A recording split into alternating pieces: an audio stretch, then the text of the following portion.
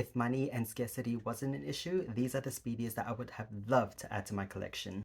Hi everybody, it's Son. Welcome back to my channel, A Boy in Lux. In today's video, I wanted to share with you my Speedy wish list. Now, if you just came from my previous video showing my current Speedy collection, to share my wish list for Speedies bags that are always, like on my radar, or I not actively look for, but like if I stumble across one that's, in good price or decent condition, I may consider adding it to my collection. I had a comment from Lori from Smiling Cats Couture. Hi Lori.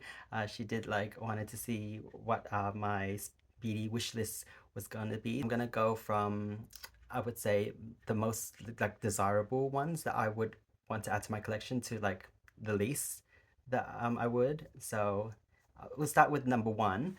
So don't mind me if I'm looking down. I have my laptop and just looking at pictures and references. First one that I would love to add to my collection, like you all may know, all my Speedies are monogram canvas, so I don't have any damier like Azure or Ebin Speedies. So the first one I would love to add to my collection is the Speedy 30 Damier Paletzis. Sorry if I'm butchering that name wrong. So it is a Speedy 30 from this the 2013 Spring Summer collection.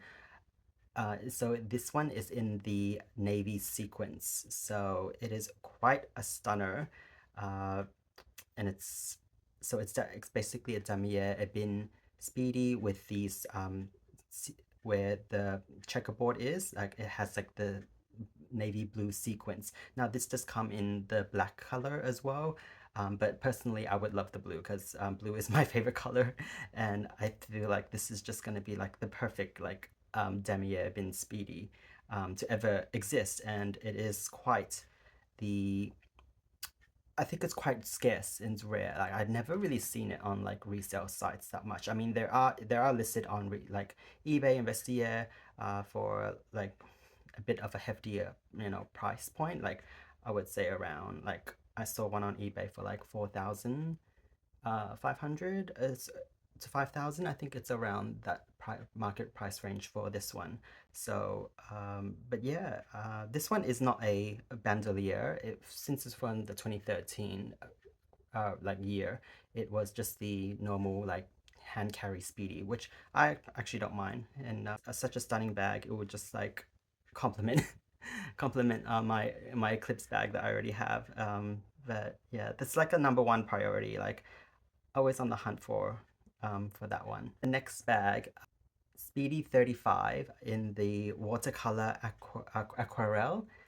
And so this one comes in two colors. So they have the white monogram, brown monogram. So for this one, I actually uh, saw it in person and tried it on at the Persa Fair. They had it in stock. I think this was like last year, and yeah, I tried it on. It was such a great bag. I think they listed it for like 3,200, which was, these are all Australian dollars, which was okay like price point. I would say that's like the market price point for that bag, but considering the condition, I like the condition inside, it wasn't that great. I think it was like a lot of dirt marks inside, so I didn't really, you know, wanted to pull the plunge back then for this bag. But yeah, this one is always on my radar. I mean, it's such a beautiful watercolor. I think this is from the what was his name? Richard Prince. Correct me if I'm wrong, but I feel like this is from the like Richard Prince collaboration that Marc Jacobs did for Louis Vuitton back in the day. The pink watercolor is more evident in the brown monogram. I'm not fussed. I mean, like, I feel like brown monogram would be a bit more, I don't know, manageable versus the white monogram. Number three on my wish list for Speedies is the iconic Speedy Miroir. So this one was from the 2006 collection. It wasn't really a collection. I think it just released it. And I remembered seeing like Paris Hilton and Kim Kardashian in the like Australian, I think they were in Sydney, and they had the Alma versions, and I was like, and Louis Vuitton had just opened near my shopping complex, and they like hard launched that bag, or soft launched that bag, I should say. And I just remember it was so beautiful when I saw it in person when I went for the opening for the Louis Vuitton store. And yeah, I couldn't stop thinking about it since then. It's been quite a bag on my radar as well. They come in the silver and the gold version. Uh, I would I would like to have the gold or the silver. I'm not really fussed. I think they're just both very iconic. Louis Vuitton did have re-released this one for their ski collection recently, and the they had it in the Speedy 20 for the silver. They had silver and like the rose gold color. I think I would prefer the uh, the 35, like the vintage version, because I feel like it's um, I don't know, it's just more reminiscent of when I, first saw it and first fell in love with it. So it's always on my radar for this Speedy style bag for the Miroir. It is retailing like on the secondhand market at a high price as well. It's like around 5,000, I would say, around that price point, depending on the condition you might get it in. Next one is called the Speedy 30 Fleur de Jazz. Okay, I butchered that again. So this is from the 2010 Fall Winter collection, and it is basically a brown monogram canvas with these, I would say, like rose and branches that from like velvet and sequins. It's really beautiful. It's a really like, conversational bag. Like it's quite rare to see. I've never seen this one, out in the wild. I am quite a fan of the like sequins and embroidered like Speedies, a bit more extravagant, a bit more different. The next one is probably gonna be a bit more easier to obtain. This one is it's called the Speedy Mini Lin. So it's just like the miniature version of the monogram in like a fabric instead of coated canvas. I think it's just in a fabric. I would prefer the blue, like the light blue slash gray version in the bandolier. And these are readily available on the resale market. Most of them are like really used and beat up. So always like on the hunt for like someone that's in really good condition that still has a lot of life left, because like the corners of these would wear very quickly because of the fabric.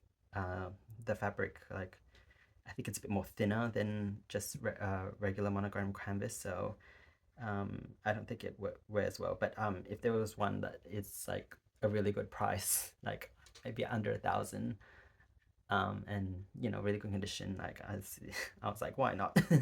But it's not really like something that high on my priority. Next one is the Louis Vuitton Steven Sprouse Speedy. So in the graffiti, particularly in the graffiti, I don't know, it just reminded me back when I was like starting out. Like I think they released this one in 2001, from memory. And then that one, it just had like Louis Vuitton Speedy in like white coloring for the graffiti, and then they had re-released it in these like nylon colors, like the green nylon and the hot pink nylon. I think in 2009, they just re-released that one under Marc Jacobs. And I've I would like to add at least maybe the pink or the green. I'm not really fussed. Now on to honorable mentions, which means that I probably won't get them because they're just such a high valued, high price pieces. It's just fun to dream. Hopefully, if I win the lottery or something.